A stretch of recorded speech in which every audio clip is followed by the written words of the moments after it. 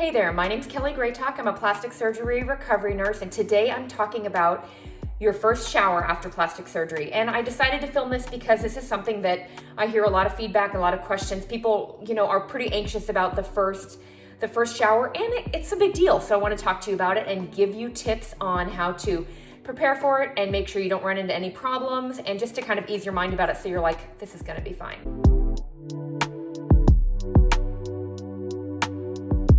Don't forget to hit subscribe so you're notified whenever I put up a new video. And of course, any comments or feedback or requests for other topics, I would be happy to entertain. Okay, so the first shower. Of course, every surgeon is going to give you different instructions on when that can be, okay? You definitely don't want to do it before. You're kind of allowed to. You definitely don't want to take a bath. This is going to be a shower. And so a few things that are important. This is not your typical shower. This is not going to be probably as hot as your typical shower.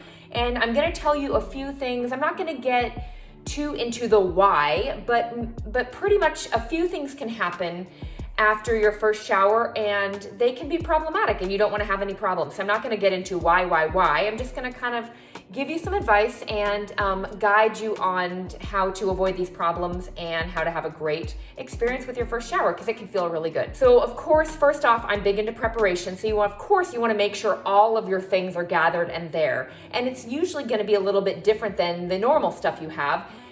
Do you have a backup compression garment? Do you have an extra bra that, a new fresh bra that you're going to be wearing? Depending on where you're recovering or what your shower bathroom situation looks like, it's important to have a place that you can sit down if all of a sudden you need to sit down. And I was putting some thought into this, and I would say probably about 75% of the people that I recover after plastic surgery, it does come a point when they need to sit down. You just get really, really tired.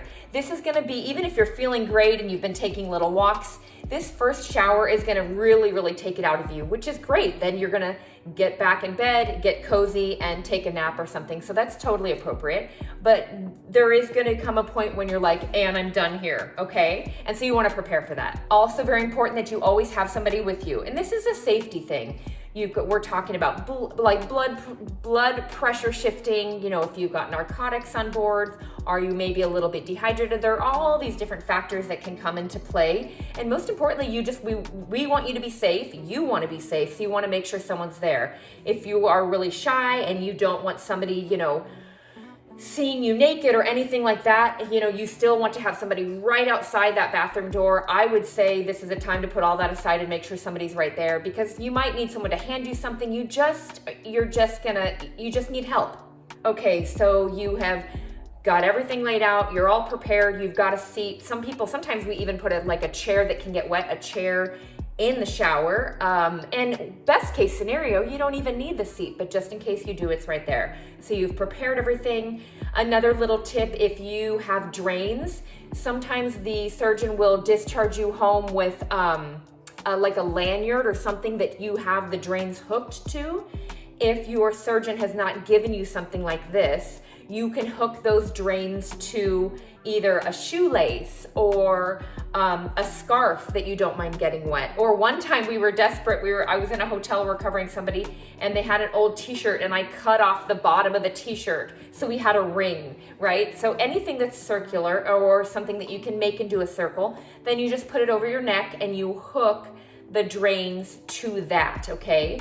And so that way, you're not holding them the whole time through the shower, of course. And you don't want to, I've seen people try to just put them on a shelf in the shower. You don't want that. You want them hanging so they're not tugging on you or tugging on you here. So you're really taking it out of the equation, and you don't even have to worry about them. And you can focus on the goal of the shower, which is your hair or your body or whatever. If your drains, if they don't have little clips, you can either use safety pins, because there are usually little tabs on the drains. Or you can, even if you don't have safety pins, you can take the end of the shoelace or the end of the scarf and tie it through the little loops. And that way it's attached and it won't go anywhere. Okay, if you have any sort of body work done and you have a compression bra or a compression garment or a faja or anything, that is doing compression on your body, I recommend you begin taking that off in the bathroom. And I would take a little bit of it off and wait.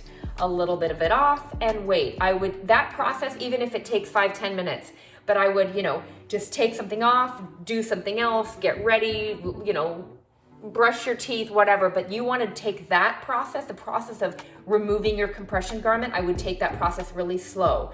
All of a sudden it can kind of feel like, woo, you're taking it off for the first time, and you just want to go really, really slow in case you get dizzy or in case you get a little nauseous or anything like that. So once you have your compression garment off and you're ready to get in the shower, you know, I would make sure you've already laid a towel, like a little towel down in the shower. Of course, you don't want to slip.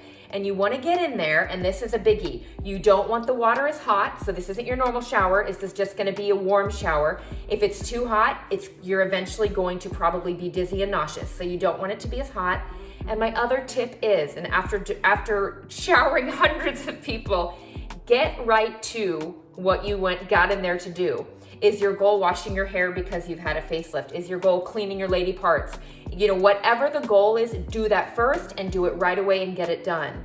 I hate when someone gets in the shower and all of a sudden they're enjoying it so much that they wait to do their hair, and then next thing you know, they finally got the conditioner in their hair and their hair still needs to be rinsed, and they're like, I have to sit down now. So you don't want to do that. So get right in, get to your goal, do that first, and then enjoy it. And then all of a sudden you're going to start to feel like, okay, it's time for me to sit down. And then you just get out and dry off and have a seat. What else?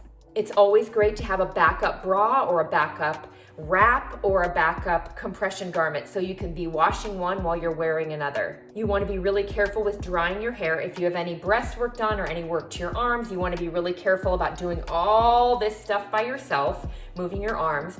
You also want to be careful with drying your hair on fresh facelift scars. Do you have staples? Those can heat up and you're numb and you may not even know it. So you want to be really, really careful, and this might be the best time to let your hair air dry, towel it off and let it air dry. You're gonna want some help putting any kind of compression garment back on. And remember, sometimes like on the seam here, if let's say your compression garment has a seam and it has a zipper and on the inside it has the little eye hooks, make sure whoever is helping you, those eye hooks should be done, and usually under the eye hooks there is a flap that goes down so the eye hooks aren't up against your skin.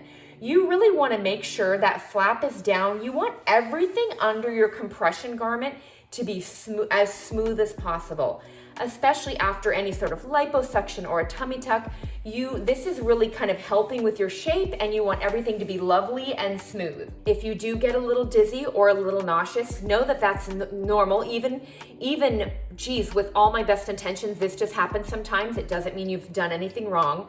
Some kind of quick fixes to help you get through this hump. Just sit down and have whoever is helping you get like as cold as possible washcloths behind your neck, on your chest, on your forehead. You know, my last patient that got a little nauseous after her shower, I even took like a hand towel and got it really cold and literally laid it down her back. And then every minute I just kind of turned it over and then wrung it out with fresh cold water and then put it on her back, and it really helped. I hope all this information helps. Just remember that the more you prepare, the better this is gonna go, and safety first, of course, and thank you for watching. So in this video series, I'm going to teach you the 6 fundamental things that will ensure a great recovery after plastic surgery. I'm also going to teach you and show you how to manage your dressings and drains, how to prep your space for a great recovery, and I'm going to teach you about nutrition, what to eat before and after surgery to fuel the best recovery possible. Don't just survive this, I want you to thrive. I want you to take this opportunity and really do a great job preparing and then reap the benefits. And we're talking about all the things that are going to guarantee you a great recovery. So let's get started.